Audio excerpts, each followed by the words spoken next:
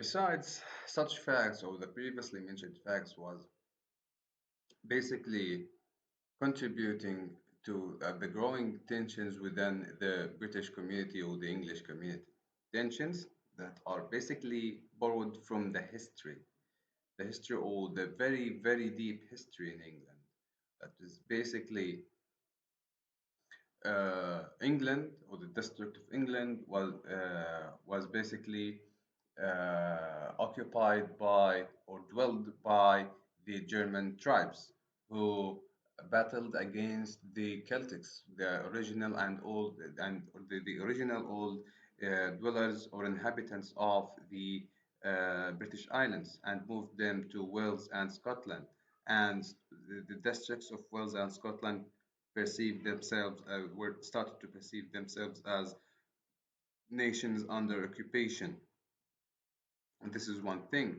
This is one source of tension, in addition to the Catholic and the Protestant conflicts that were erupting at that time. However, with regardless the such tensions and conflicts within the British community, the Elizabethan age, with the attempts to start or to start new settlements in the world, in the world, such a colonial act of establishing new settlements in the new world, contributing to recollecting and redefining the British nation at that time. Such an unification was basically based on that the fact that the British are under a threat, or the direct or the immediate threat at that time was the Spanish Empire. And well, this is one thing, in addition to their colonial and imperial attempts to have to establish the British Empire in the New World. By the progress of time, and some words and terms started to be borrowed from other languages as Italian and French, the English language started to flourish and expand. And at that time, the the importance of English language as a national language to express the nationalism of the British nation started to flourish. And English language, and this is reflected in the continuous expansion and flourishment of the English language, which in turn was reflected in the such employment or use of the language of such a language in the literary production. Such attempts were basically opposing the previous beliefs that the English language is inadequate, is a poor language, it cannot express enough feelings. It cannot, it doesn't, the English language do not hold the, or sorry, the English language does not hold or possess the needed terminology and expressions to be used in English in the literary production to express the needed feelings and emotions that have to be introduced or introduced in any literary production. The writers during the Elizabethan age not only started to borrow and contribute to the flourishment and expansion of English language, but they had their own way of expression, started to have to own their own way of expressions and their own way of sophistications and philosophies in order to introduce their ideas. And the very basic and the simplest example for that is the sonnet, where the sonnet is basically an Italian form. Basically, the British started to borrow that Italian form from the Italians and started to use it. And by time, William Shakespeare developed or normalized the Italian sonnet into an English sonnet, and then have Sir Edmund Spenser had another way or another shape of the sonnet. Such attempts were mainly uh, such attempts are mainly a reflection of the British way, or the British way of understanding, perceiving, and sophisticating things in order to meet their demands.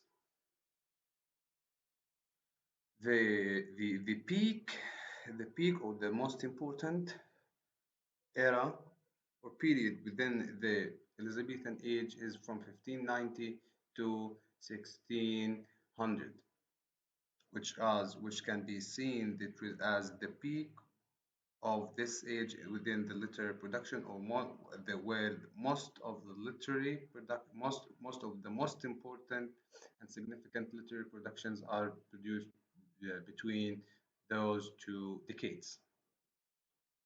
Besides, we need to pinpoint here one of the most important points that contribute into the flourishment and the development of the Elizabethan age in general, and the literary production in specific, which something that we paved with that we all and we talked about in the previous lecture, which is the invention of printing, and how such an invention was a major point in man's history in general, and in pinpointing or starting some of the major changes uh, can be traced during the history. And the first example was the reformation attempts, or Islah reformation attempts within the Catholic Church, that ended up in having another party, another branch of Christianity, which is the Protestant Church, reflecting that on the British community, or the Elizabethan age. The development and the techniques that were used and developed in England at that time, besides contributed to the flourishment and development of the British literature, because it was some new techniques were used in printing at that time that facilitated the process of printing, and made it much more and made it cheaper for people. So people started to be so buying a book or a printed book at that time started to be much more accessible for more and more audience. One of the most important things in the field of printing was the stationery company, which was one of the most important and largest companies, and the first companies to print books in Britain. And for the first time, um, poets and writers started to earn money from their art writing, from their literary production, by writing some poems, publishing them for the audience. Something that made the literary production in general, like poems and plays, available for the audience, unlike the time that preceded this time, that unlike the previous times, where poems or such literary productions were mainly limited to the nobles and the and the king's halls. And Sir Edmund Spenser, or Spencer, was the first one, or the first poet, or the first English poet who made his literary production available for the audience. He was the first one to print his poems and publish them for the audience.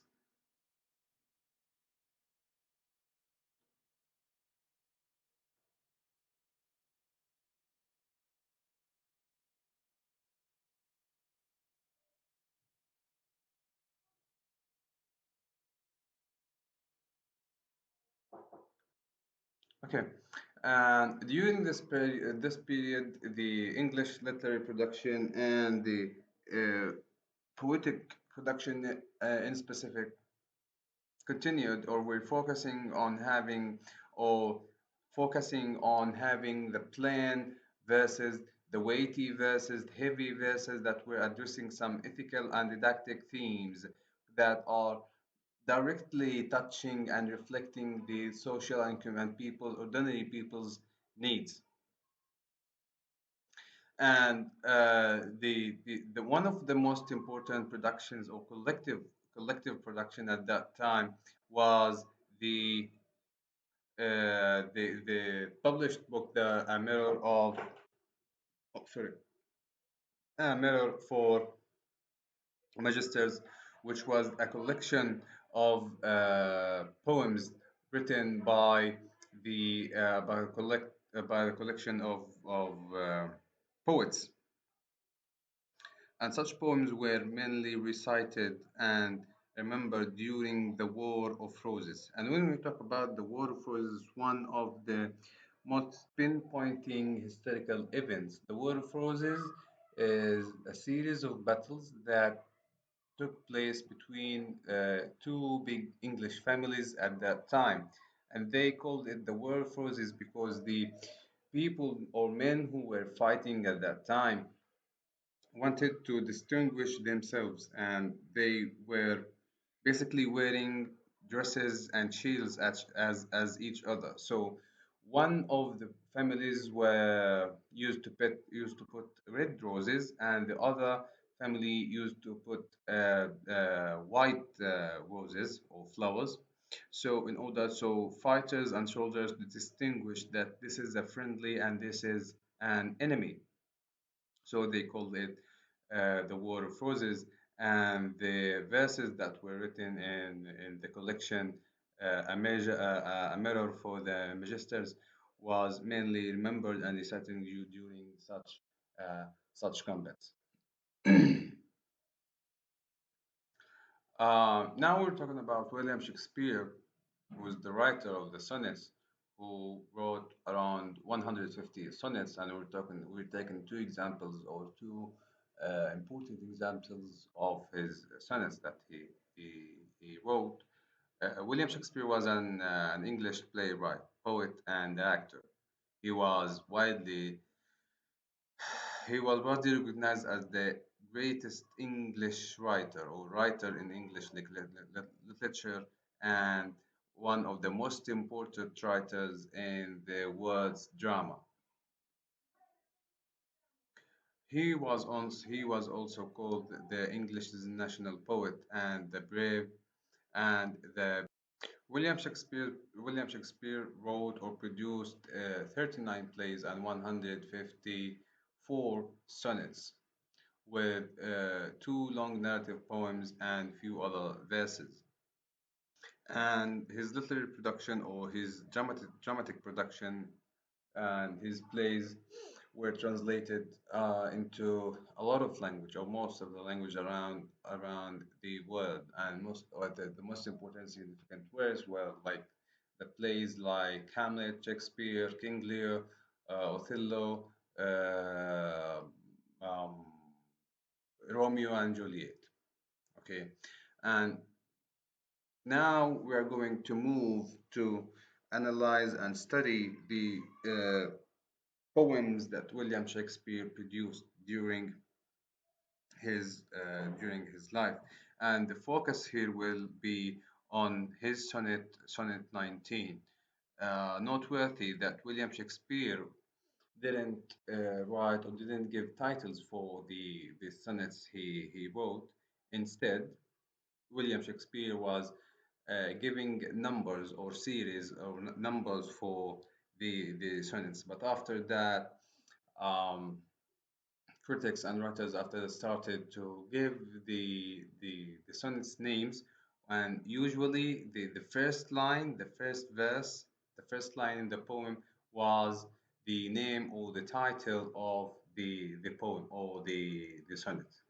Okay, and the sonnet we're going to discuss here is sonnet 18. Shall I compare thee to a summer's day, which is one of the most significant ever remembered lines of verse uh, for William Shakespeare.